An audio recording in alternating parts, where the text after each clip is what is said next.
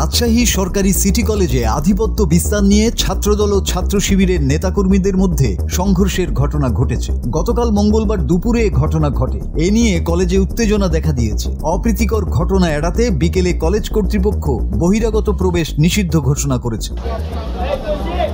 প্রত্যক্ষদর্শীরা জানান, দুপুরে ইসলামী ছাত্র শিবিরের বহিরাগত কয়েকজন কলেজে প্রবেশ করেছিলেন। এ সময় ছাত্রদলের নেতাকর্মীরা তাদের পরিচয়পত্র দেখতে চান। এ সময় দুপক্ষের তর্ক বিতর্কের এক পর্যায়ে হাতাহাতির ঘটনা ঘটে। খবর পেয়ে দ্রুত পুলিশ গিয়ে পরিস্থিতি নিয়ন্ত্রণে আনে। এ হাতাহাতির ঘটনায় দুপক্ষের বেশ কয়েকজন আহত হয়েছেন।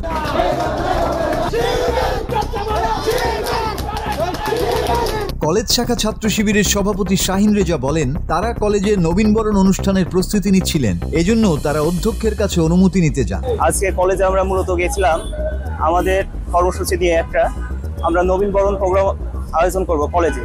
Rajshahi college, new degree college, Carmichael college, যতগুলো কলেজ আছে সব কলেজগুলোতে নবীনবরণ প্রোগ্রাম হচ্ছে। ওটার জন্য আমরা প্রিন্সিপালের কাছে অনুমতি নেওয়ার জন্য কলেজে আমরা গিয়েছিলাম। কলেজে অবস্থান করি ছাত্র শিবিরের পক্ষ থেকে। তো আমরা কলেজে যাই। তো কলেজে যাওয়ার পর ওখানে ছাত্রদল বাধা প্রদান করার চেষ্টা করে। তারা বহিরাগত নিয়ে আসছিল। তো যাই হোক, ওটা ধরে একটা ঝামেলা সৃষ্টি হয়েছে।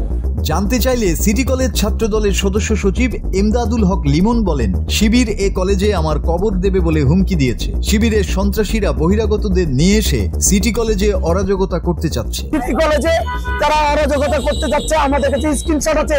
শিবিরের কর্মী বলেছে আমার নাকি এখানে কবর খুঁড়বে, আমরা আপনাদেরকে সরবরাহ করব।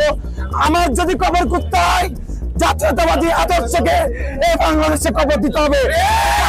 এদিকে ঘটনার প্রতিবাদে মানববন্ধন করেছে সাধারণ শিক্ষার্থীরা। বুধবার বেলা 11:30টায় কলেজ চত্বরে অনুষ্ঠিত মানববন্ধনে বিপুল সংখ্যক শিক্ষার্থী অংশ নেন। শিক্ষার্থীরা জানায়, মঙ্গলবারের ন্যাক্কারজনক ঘটনার পর ক্যাম্পাস জুড়ে আতঙ্ক বিরাজ করছে। অনেক শিক্ষার্থী ভয়ে কলেজে আসতে পারেননি। তারা দ্রুত তদন্ত করে ঘটনার সাথে জড়িতদের বিরুদ্ধে কঠোর ব্যবস্থা নেওয়ার দাবি জানান। পাশাপাশি শিক্ষাবান্ধব শান্তিপূর্ণ পরিবেশ ফিরিয়ে আনার আহ্বান জানান শিক্ষার্থীরা। কলেজে যেন এরকম মারামারি যেন আর কোনোদিন না হয়, সেজন্য আমরা আমাদের মানববন্ধন কর্মসূচি পালন করতেছি। এদিকে বিকেলে কলেজের অধ্যক্ষের স্বাক্ষর করা এক বিজ্ঞপ্তিতে সব শিক্ষার্থীকে পরিচয়পত্র সঙ্গে রাখতে বলা হয়েছে। পরিচয়পত্র ছাড়া কেউ প্রবেশ করতে পারবে না।